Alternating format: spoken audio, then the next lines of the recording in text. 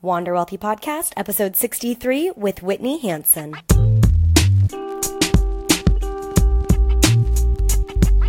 Hello, my friends. Welcome back to another episode of the Wander Wealthy Podcast.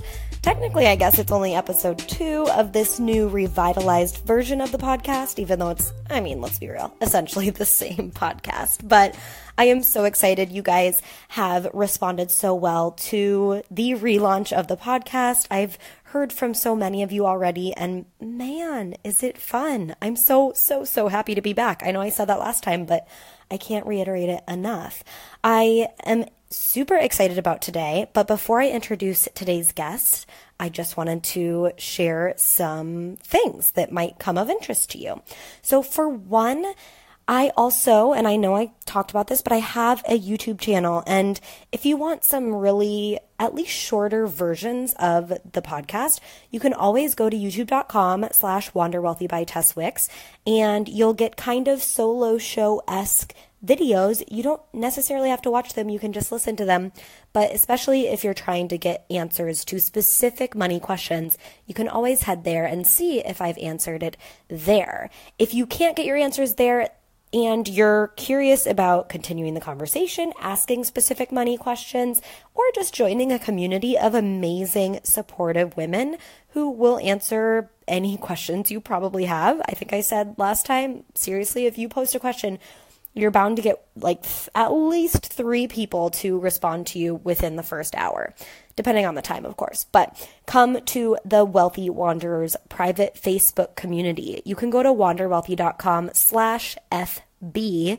and that will guide you exactly to where you need to go. You can sign up for the email list, and then I'll send you an invite for the community, or you can also just search for it on Facebook. Whichever way you want to go, whichever way floats your boat, it's totally up to you. But we're having so much fun in that community, so we want you, especially if you're a listener of the podcast, to come and join the group. Now on to today's episode and guest. This is the first guest on the official Wander Wealthy podcast, and I'm so excited because it is a dear blogger friend of mine, a fellow money coach, Whitney Hansen. So, like I said, she's a money coach, she's a content creator, she's also the host of a Plutus award-winning podcast, which if you don't know, it's okay, but it's like us personal finance people. We go to a conference every year, and then they hand out awards, and her podcast, the Money Nerds podcast, which she will talk about at the end of this episode, is an award-winning podcast. And what else does Whitney do? She, for me, has just been such an inspiration. I've just always loved her approach towards talking about money. It's just so down to earth and so fun. So she works as a money coach and teaches overwhelmed millennials how to accelerate paying off their debt and becoming financially independent. And some of her accomplishments are just amazing. They include paying off $30,000 of debt in 10 months, buying her first home at the age of, get this, 19 years old, and paying, this is also going to blow your mind, only $472 for her master's degree. Can you guys believe that? It is insane. In today's episode, we talk about how to be financially savvy as you go from your 9-to-5 W-2 job and then go into self-employment. Recently, Whitney just left her 9-to-5. She had a really cool job. You'll hear all about it, but she really wanted to become a money coach and content creator full time. So she has recently made that leap, and so she's going to guide us through that. So without further ado, here we go, episode 63 with Whitney Hansen. Whitney, welcome to the Wander Wealthy podcast. I'm so excited to have you on. I would love to kick it off. I just kind of went through your professional bio, but why don't you tell me your personal story, both with life and money? You can decide how deep you get, and how you got where you are today. I love it. Tess, I'm so excited to be on here. I'm a big fan of your show and love that you're in Italy. Super jealous, but we already know that. So yeah, a little bit about me. How I got into the financial industry is actually very much tied to my life story. So that works out perfectly. I graduated from high school 2006, and I grew up in a really small farming city. So there were about maybe 8,000 people on a good day there. And I moved to the big city of Boise, Idaho, and did, about 2-hour drive away and started college. And so the cool thing about that whole transition was during that time, I was trying to figure out how the heck do I support myself as I go through college. So I grew up in a very dysfunctional family, didn't really have the financial support system. So my option for getting me through college was to go to nail tech school. So essentially a segment of cosmetology school. And that was 3 months. So right in between graduating high school and college, that gave me a mini career. So I finished all of my nail tech training and then started going into a salon and building up my business on the side while going to school. So I studied accounting as my bachelor's degree, graduated 2010, was super stoked until I realized that I had taken out way too much student debt. And that's when I had this like, oh crap, what am I going to do moment? So I put together a plan, worked as a staff accountant by day, and then was working at the salon nights and weekends. And I was able to pay off the entire $30,000 of student debt that I had in 10 months. So that's where I started getting some really cool questions and people just asking me to sit down with them and show them how I did it. And that's really where the business kind of started. So at that time, I was helping people, didn't think it could be a profession, thought it was just solely a hobby that would be nice to do on the side. So went back to school for my master's in business. And then during that process, I discovered a program in my college, the Boise State University, that was called Venture College. And they were helping students launch businesses while they were still students. So I joined that and started to grow my business for about 4.5 to 5 years. And then officially just recently made the transition into full-time self-employment. So that's a little bit about how I got to where I am today. That is so cool. And when I got your bio, I was like, wait, what? Because you had like bought a house at 19. And I was like, how'd she do that? But I'm guessing your savviness and then your ability to, start making a decent income really helped with that. Completely. I think there's two parts to that for sure. So we've got our income side and then the expenses.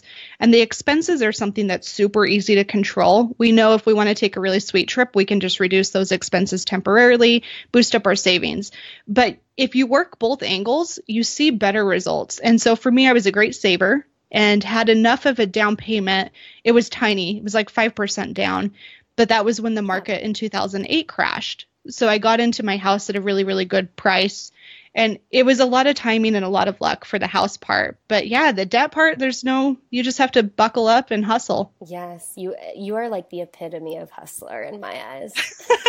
I appreciate that. I feel the same way about you too. Well, thanks. Are you still in the house that you bought at 19? Yes, I am actually. My goal is to have it paid off within the next 4 to 5 years max. Oh, that is so awesome. I've been diving into paying off mortgages super fast and getting way into all these crazy methods, but just do what you gotta do, Exactly. I agree. So why don't you tell us about a recent goal that you've achieved? And I have a feeling I might know what it is, but I don't know which one you're gonna unveil to us. How did you pursue this goal, and how did you get there from where you began when you set the goal?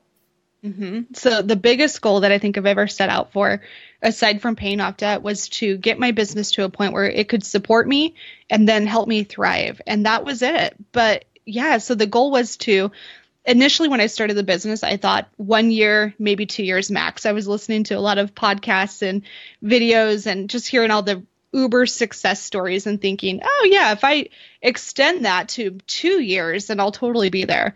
And I was really naive with that. So it took me a lot longer to get to that goal first and foremost. But for me, I'm a money gal, so financial security is super important. So I wanted to make sure my business could support me and my lifestyle and my crazy wanderlust and all of that stuff as well before I made that leap. And so it did take some time, but that was, like a 5-year goal that I worked for every single day and finally came to fruition. So I was really excited about that. I'm right there with you. When you start to listen to those podcasts and read all those success stories and you think oh, it's going to be easy. And then it really is not easy. And how did you get past the moments? Because I'm just assuming, and maybe you didn't have these moments, but how did you get past the moments where you were I thought this was supposed to be easier, or how were they able to do it and I'm not? And I just think sometimes we fall into that comparison trap. And how did you kind of keep your head and your eyes on the prize, your head down, and keep working towards the goal that you eventually, like your own path and the goal you wanted to achieve? No, you're spot on. I have those days even now. It's like I look at other people's stuff and I'm like, but their email list is this big and I'm doing the same stuff. What's up? And ultimately, yeah, you do it. You have to put on those blinders, like you said, put your head down. But what I find to be the most helpful when I feel that I'm going into that comparison trap, or I'm starting to wonder if I need more education or if I need to just learn a little bit more about YouTube videos, is that the secret? I actually have to go on a low info diet where I temporarily do not listen to podcasts. I don't read any blogs. I don't read any books that are related to the industry. And that is usually enough of a stop where I can start to refocus on my own stuff instead of constantly filling my mind with all of the possibilities, which when you're trying to grow can sometimes actually debilitate you a little bit. It makes you feel kind of crappy. So I have to go on low info diets all the time. I love that term, low info diet. That is something that, like, I hear you. It's so hard to feel like there's got to be a new way to do it, or a better way, or trying to figure it out, and then you just get overwhelmed and then you almost give up. And I think that can totally translate to also when you're trying to achieve specific money goals. And it's not necessarily a business or an income goal, but it's also like paying off debt, or like, finally investing. Like sometimes the thing that you have to do is just like the most simple, clear thing. It's like making that first step or making that first move. Yeah. Oh, I couldn't agree more. It's always that little thing that we know we should stop reading this stuff. It's so interesting. I watch my mom go through this maybe at least once a month. And every time she's trying to become more successful in real estate. So she just got her license and is pursuing that entrepreneurial career. And one of the things that I always see is she's constantly telling herself, I don't know what to do next, so I'm just going to go read about this. I'm just going to go read about what other people did. And that's important, right? We're supposed to learn from other successful people, but not to the point where you're actually being a procrastinator by continually learning. And that's exactly what I see her do. And I fall into that trap too. So yeah, low info diets for the win. Yeah. And speaking of your mom, this is a question that I did not prep you with, but you spoke about it a little bit when you were talking about your story. And I do think that it really helps a lot of the listeners out there is, what is your money story and how you grew up around money? And how do you think maybe the way your parents were with money impacted either what you did or like were very adamant about not doing? Yeah. Oh, such a good question. So I know you know a little bit of my backstory too, but for those of you listening in, I grew up, I mentioned, in a very dysfunctional family.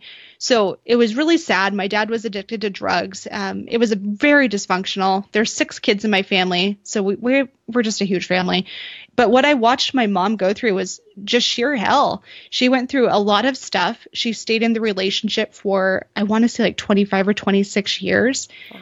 In this very dysfunctional, abusive relationship. But the only reason she did is because she didn't have the money to leave.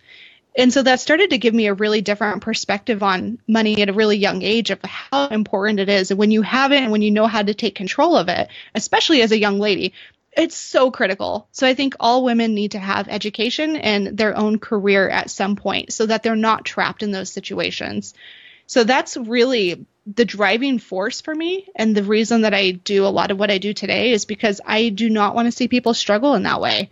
I think it's terrible to be stuck in really crappy situations because of something that's totally in our control. So that was really the driving force. Yeah, that reminds me of that article about should I swear? I'll say it. The fuck off fund. Yes.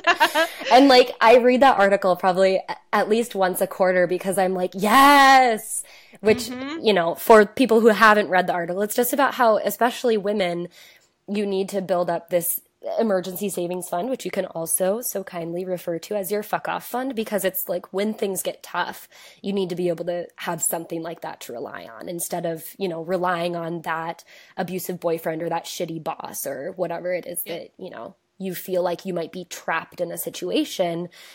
Being financially savvy and being able to take control of your finances can get you out of it. Oh, I totally agree. And I think the cool thing too is getting in control is a lot easier than we think. There's so many free resources out there. that are just readily available. So it's go read blog posts, go do something, but choose one path and stick to that one path. Don't try to combine all of the different money paths. I think that's where it gets a little bit confusing. But yeah, it's all free information. So go out there, check it all out, and put together a plan. We can't really lean on, I didn't get taught this or I don't have the education. It's out there. You just have to go find it. Yes, absolutely. What is something that you've struggled with in your money journey, and what did you do to overcome that? Something that I struggle with in my money journey is definitely my mindset. It always comes back to this, where I find myself getting into this trap of scarcity mindset. And a lot of it's because of the way I grew up and thinking that I didn't ever have enough money. And so I am constantly struggling with that and always working on bettering my mindset in that way. So one of the big steps that I find that helps with your mindset is actually just cultivating an awareness. You've got to be aware of what you're actually saying to yourself and where those beliefs around money are coming from. For a really long time, I truly thought that women were only supposed to make XYZ amount as long as their husbands made that same amount. So if my fiance made 50 grand, in my head, I would purposely stop myself from making over 50 grand and get like right up to that, but never go above that. And it took me a while to realize that I had this like really arbitrary cap on my finances that was traditionally rooted from men are supposed to be the breadwinners. Yes. And once I started to change that, I was like, oh my God, this is a place of scarcity and it's totally holding me back. And so it took that awareness, and that was really tough to come to though. And people are going to come up with so many excuses that eventually you just have to like be the tough person, like the tough, and you're a financial coach too. So it's like, you just have to come from a place of like absolute love, but also being like, this is you just telling yourself that you cannot afford that. Like, Absolutely. What can you do? What can you go out and cut? Like, what are the hard choices that you have to make to decide that this is something you can have? Absolutely. I see this a lot with cars. I don't know. So you're in Italy, so I'd be curious if that's the same way in Italy. But here in the States, it's like we've got this weird fascination with cars, and we think that the more you spend on a car, the more reliable it's going to be. And we kind of just use that as an excuse, as a crutch. And I see that holding a lot of people back. And that comes down to mindset. So when it comes to mindset, I find that every single belief that you have, especially regarding money, needs to be questioned. It doesn't need to be changed, but it does need to be questioned. And you've got to figure out, where is that actually coming from? Is that a place that's helping you, or is that hurting you? And if it's hurting you, very slowly start to change things by just reprogramming your mind, by saying more positive things, journaling, becoming aware, finding case studies that prove that that's not the only way to do things. I find that all of those in combination are really good tactics to helping you reframe your mind. Thank you for leaving the tactics too. That's what we love to hear. Totally. So we're going to go into the tangible tips round, because you just gave some really great tangible tips about something that feels so intangible, which is mindset. But it's so important. But I want to drill into that goal that you had, which was to leave your 9-to-5 and start becoming self-employed. And for you, you said that money was really kind of a driving factor, making sure that you were financially secure and you could still do the things that you love. So I'd love for you to give, your 3 biggest, most tangible tips on how, if some listeners are trying to get to some sort of like income threshold or trying to figure out how they can make that leap, what is it that they can do? What are the things they even need to think about? Oh, good question. I think this is so critical. And in my 9-to-5 job, I was pretty blessed because my 9-to-5 was working with other entrepreneurs, very early startups, lifestyle businesses, some businesses that could potentially scale, but all starting from ground zero. And one of the things that I immediately started to notice is how many people would leap before actually validating. So my first tip is to make sure you validate your business idea. And by validating, I don't mean talking to people and having them agree and say, yes, that's the best idea. If you had that product, I'd buy it. I mean actually getting either pre-sales or getting sales itself. That's the ultimate validation. And so many people will jump ship on just an idea, and ideas are a dime a dozen. It's all about execution.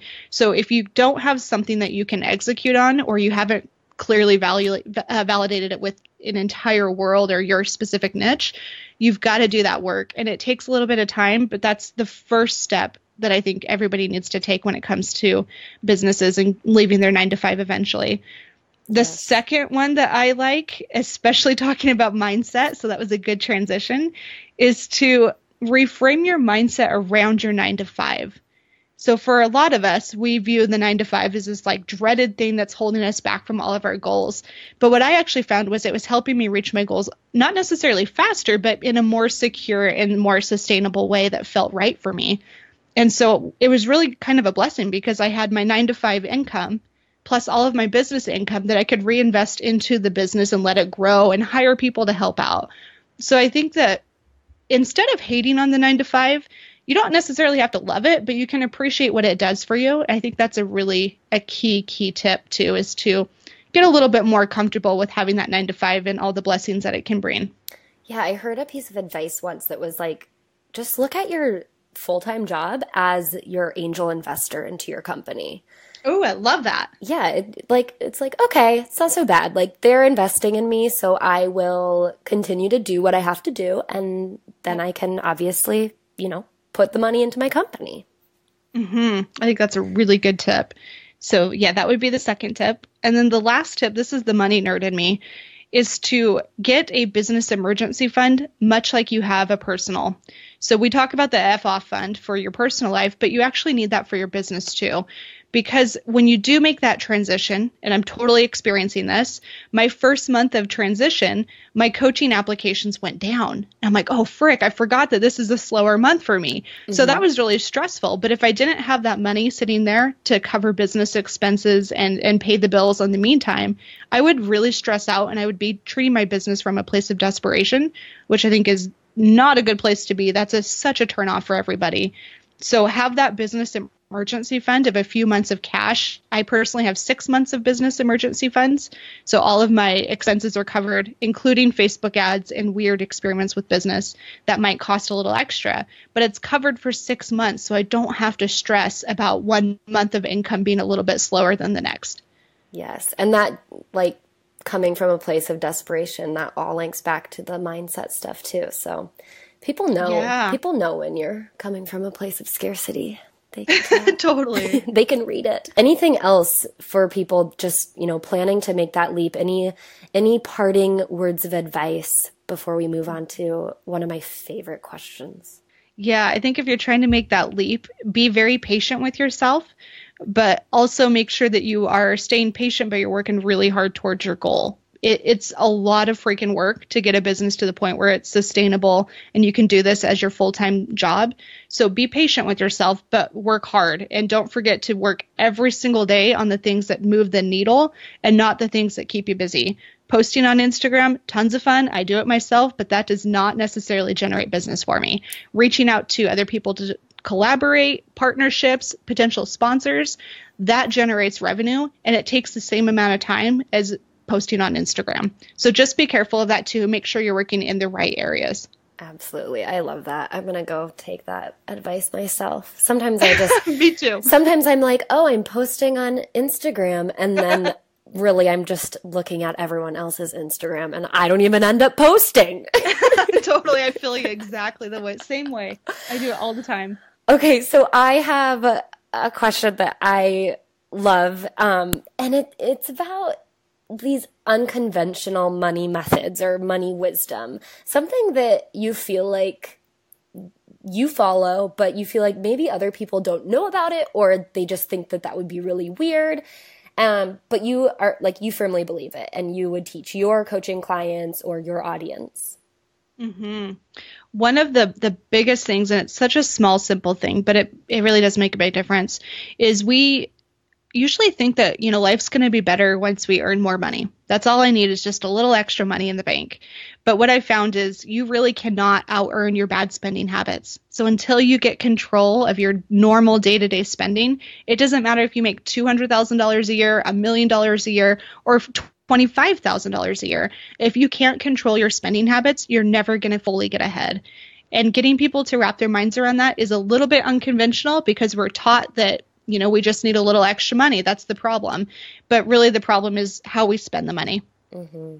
You just posted a video, maybe not just posted, but one of your recent videos is about your journey to minimalism. And I feel like minimalism, practicing it is like a really good way to help you realize that like being able to afford more and more stuff isn't actually going to make you happy, because when you go through that period of downsizing, you realize like, oh, these are the things that make me like content in the way that I live.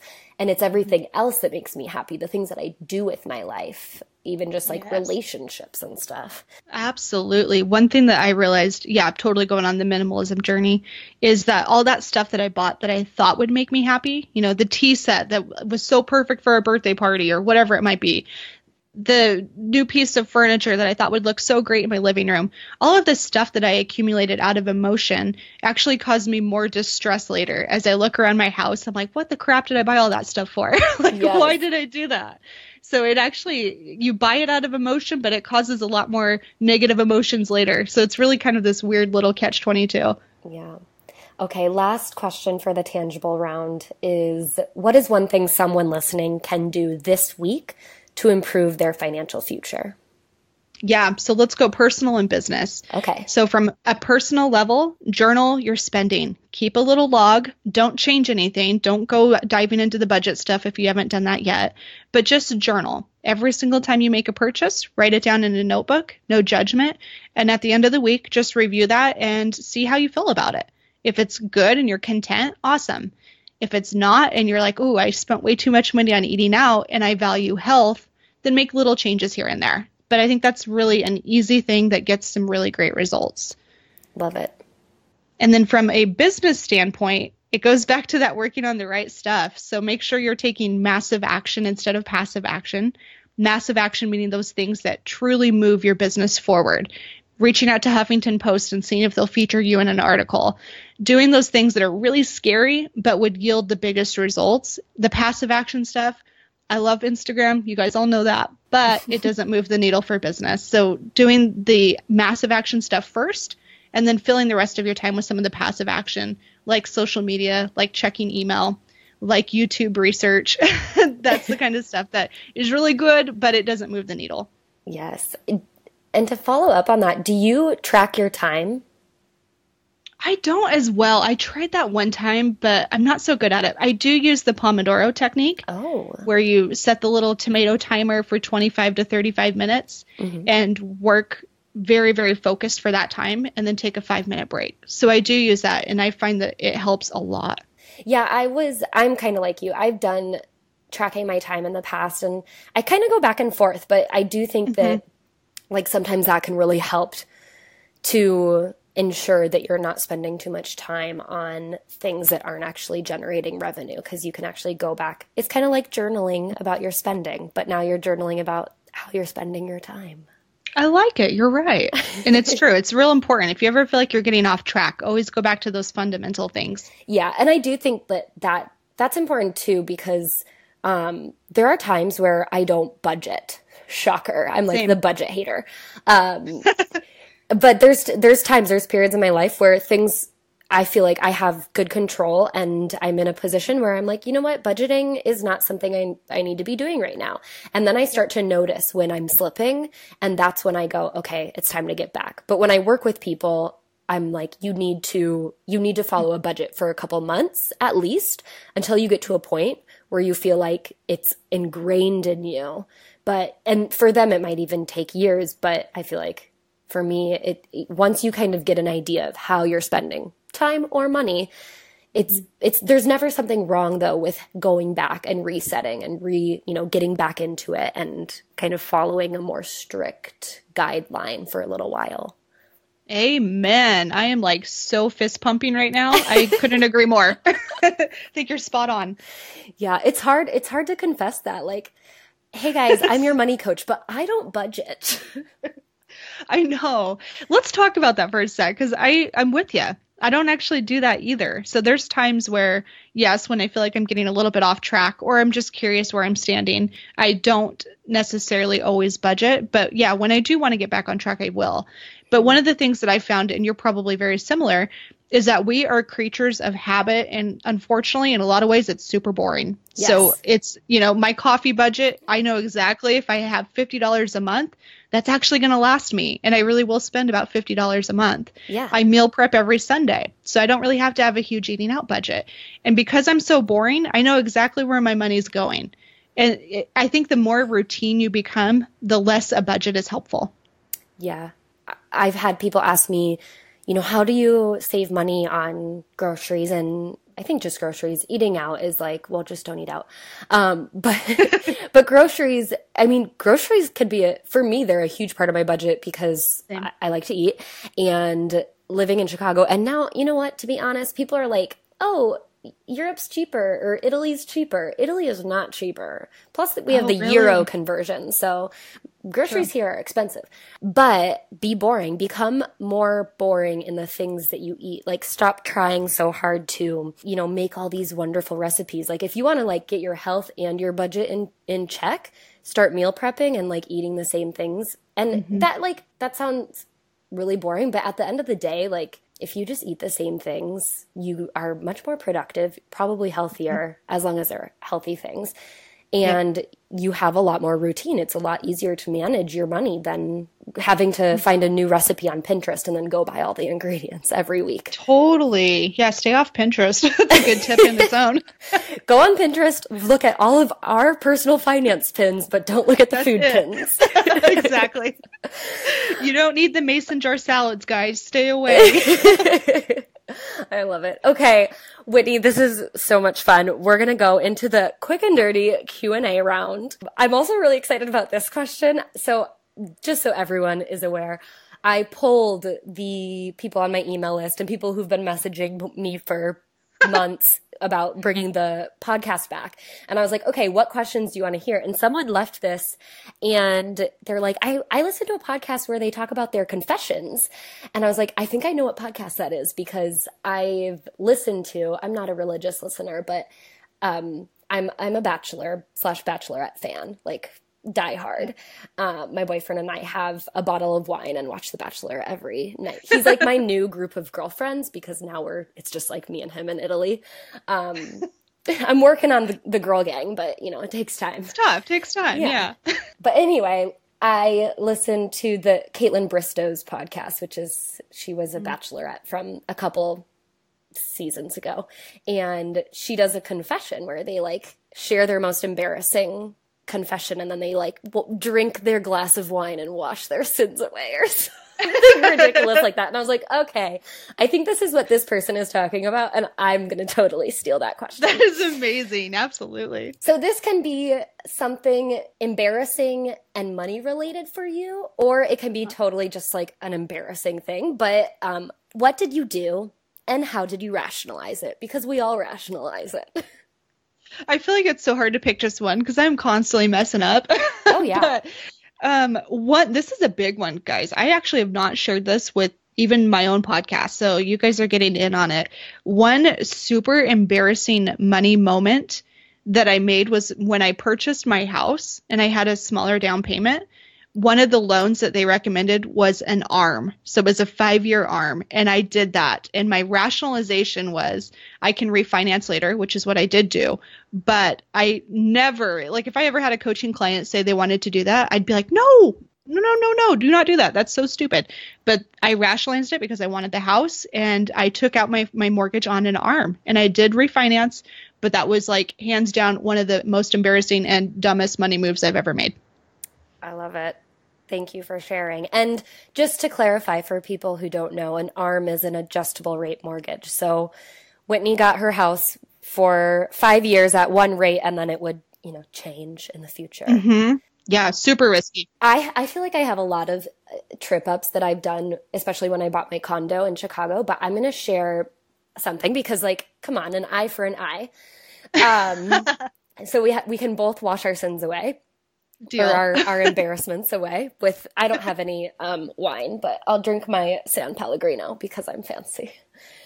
You are fancy. I've got my coffee, so we're good. So I bought a flight from, this was actually, I was telling you before we started the interview, my boyfriend and I have, because we were for a year in a long distance relationship, we'd meet up in places because we're both pretty big travelers and we would meet up kind of around the world, so to speak. It sounds totally way more cool than it was. It was still cool. I mean, very grateful.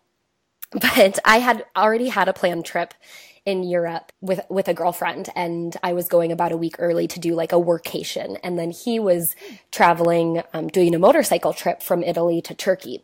And so we were going to be crossing paths potentially in Slovenia, but I booked the wrong date and for a flight. And it was like, of course, a non-refundable flight because I'm frugal and I wanted to take the cheap option. And so I booked the flight and then I had to cancel it and book an entirely different flight. And that was like 200 euro just washed down the drain. But you know, bummer. My rationalization was like, this is the price for love.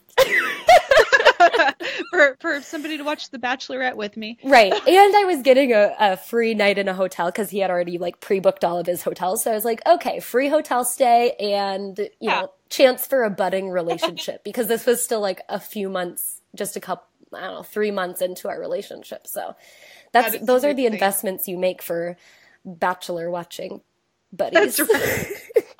I love it. That's hilarious. But yeah, I mean, 200, not fun. But, you know, I'd say worth it in that case. Yeah, like, it burns a little, but we all make mistakes. And I think that's the point of this question is get the money experts to confess their mistakes so we can all feel a little less bad about ours. It's true, exactly. All right, my next question is, what is one non-negotiable money indulgence that you refuse to cut from your budget? Travel. I cannot not travel. So whether it be weekend trips or international, I have to always have a budget in my money for that. I love it. And you're like the travel master. So we'll be having future conversations about that. But Whitney gets some super cheap round trips, like flights and hotels and everything. Go check out her blog. You just wrote a blog about it, didn't you? I did. I did one on Italy. Yep. I'll link it in the show notes. Yes, your Italian adventure. So much fun. I'm jealous of you. I really am. I wish I could show you like the suburbs of Italy. It's not as much of the like that's amore life because I'm not on the balcony yelling at the bread maker, you know, or like. Well, I mean, you could. Maybe there's no bread makers outside, but okay. Yell at the kids, you know, walking by. There's lots of kids. Yes, I can yell at them. What is one investment that you firmly believe has helped you get ahead? Oh, okay. So from a business perspective, it was investing in somebody to run and manage my Pinterest account. Hands down the best thing in the world for my blog. What is the first thing that you do when you wake up in the morning and the last thing before you go to bed? Okay. So the first thing, this is my routine. I wake up, I go downstairs, I make my coffee, go figure, and I cook breakfast. And I have done this for probably 7 years now. This is like literally my morning routine. And then as I'm making breakfast, I listen to podcasts. And then the last thing that I do right before bed is I'd say 98% of the time I visualize my goals. So I have them written on an index card next to me. This is so cheesy. And then I grab my little index cards and I read through my goals for business and my personal life and start to visualize the feelings of how that would feel when I achieve them. Such an inspiration. I'm going to have to take those tips. It's real nerdy, but you know, it works. Hey, you gotta achieve those goals somehow. Might as well achieve them in your dreams. That's right. I agree. You're making plans. You're like making business plans in your dreams. Right? You actually do sometimes. Okay. You said you listen to podcasts, so you can wrap this in, but a book or an app or your favorite financial tool or podcast. Mm-hmm. And you can leave a couple. You know, what are your kind of go-tos for information that isn't in need of a, what did you call it? Mm-hmm. Info diet? Yeah, the low info diet. Low info diet, yeah. So for the book that I recommend and I think has been the most profound for me is The Power of Habit. It is such a good book. It's not directly tied to money, but it's directly applicable. So it takes you through the habit loop of how everything that we do in our life is a habit. And if you don't like it, you can change a piece of that loop to get a better result. So that book is such a good read. It's really quick and easy. And I think everybody in the world should read it. It should be required reading for life. So that's the book I recommend. For podcasts, gosh, I'm a little bit of a podcast whore, so I kind of go around to all the different ones. So one of my current favorites from a business standpoint is Kate's Take, which is John Lee Dumas, Entrepreneur on Fire. It's his partner. Uh-huh. And so I love her tactical advice. And I think her style is very engaging and very open. So I like that one. And then just for fun to kind of get my quick fix in, I love the Skinny Confidential. Oh, that one is so much fun. Do you listen? I have been a long time reader. I don't listen regularly, but I've remember reading the Skinny Confidential before, I don't know, just like, you know, when you feel like you like heard that song first, I'm like, I read her blog first. You probably did. That's amazing. Yeah. So I love her podcast. You might have, you never know. So that's a good one. And then another kind of self-indulgent, slightly weird, please don't judge me podcast is My Favorite Murder. Oh, are those like real murders? I'm just assuming it's investigating murders. Yep, exactly the case. So they tell stories, and I really shouldn't do that because I walk around every corner in my house doing like karate chops, but I love it. It's a really good one. I mean, that's like great for a long car ride. Yeah, and also creepy. So if you're going camping by yourself, do not listen to that podcast. You can't turn it on after like 6 p.m., let's say. That's right, exactly. There's limitations here, guys. But I definitely get podcast overwhelm if I listen to too many like business or I'm hoping that these like money podcasts aren't overwhelming because we do a lot of just chatting. But like business and podcasts that make you feel like, oh, I need to go do that now. You know, especially if you're like on a long car ride, it's so good to have those ones that are just like guilty pleasures. Totally. Yep. So those are my guilty pleasures. Cool. Well, thank you for sharing. Any tools or apps that you stand by? You know, I'm not actually into apps as much as you would think. Mm-hmm. So the only app that I am a big fan of is, going back to Instagram, the app called A Color Story. So it's a photo editing app, and I truly do love that one. So it's really fun. From a money perspective, the app that I really like personally is Capital. Mm-hmm. So I don't know if you've used any of Capital stuff, but it's really fun. It kind of automates your savings. I have a couple rules set up where it rounds up to the nearest dollar anytime I swipe my card and puts it into a savings account. And then I also have the 52-week saving challenge rule. So week 1, it saves $1. Week 2 is $2. Cool. And so that's all done automatically.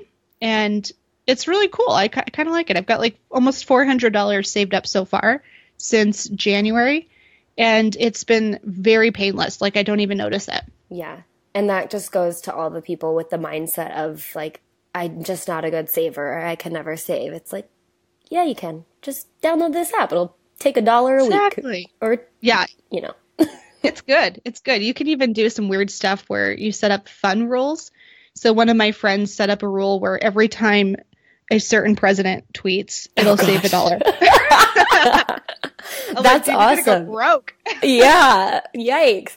Speaking of apps, from just like a, financial coach to financial coach, I have so many people that reach out and they're like, what is your favorite investing app? Or what do you think about investing apps? And I think something that I'm kind of concerned with, but also just hope that people understand is that, like, I think apps just seem like they're going to be so easy to use, which yes, some of them are, but that doesn't necessarily mean it's like the right choice for you. And I think when people think of investing apps, they're like, I'm going to just use this investing app and it's going to, solve my problems. And I'm like, well, you could also just use a robo-advisor or a brokerage account. And they do have mobile apps, but they're not like just apps. And I'm not saying you need to go one way or another, but yes, I'm just saying be more open-minded to the fact that, you said it yourself. You're like, I don't really use that many apps. And I'm right there with you. But I do know that our audience and a lot of people that, are living this online world, and which is pretty much everybody, they're constantly wanting apps and like quick, easy things. And sometimes it's doing the hard thing, but realizing that it's probably the better over the long term. Absolutely. I could not agree more. Yeah, apps are great. They're really useful tools, but you should never put, especially when it comes to your investing and your retirement accounts, don't put that all into one specific app and expect that to work wonders. I do use a robo-advisor, so I'm a big fan of Betterment, and I do a lot of my investing with them. But Yeah, I mean, other apps, they're useful tools, but that should not be the only option for you. So yeah, agreed. Be open-minded about that. Yeah, and I'm just glad that I can vent about it with you. Oh, I fully am with you, 100%. And same thing with budgeting apps too. People are always like, "What's the best budget app?" I'm like, "Your pen and paper." Yep. Well, Whitney, I had so much fun chatting and catching up and learning about your goal that you've achieved and the lessons that you can provide to everyone else who wants to achieve that goal of going from 9 to 5 and becoming self-employed. And I'd love for you to just talk us, I don't know what the right phrase is, talk us out of here. I'm just making things up. This is what a podcast revival is all about. But tell us where we can find you, how we can stalk you, and, make sure you look out for us in the corners of your houses. Yeah, no doubt, right? Be careful of that podcast. It really gets to your head. So the best place to come find me and hang out is whitneyhansen.com. That's my main home. That's my digital home. But on top of that, I've got a YouTube channel, youtube.com/The Whitney Hansen. Instagram, I'm at Whitney Hansen Co. with all underscores.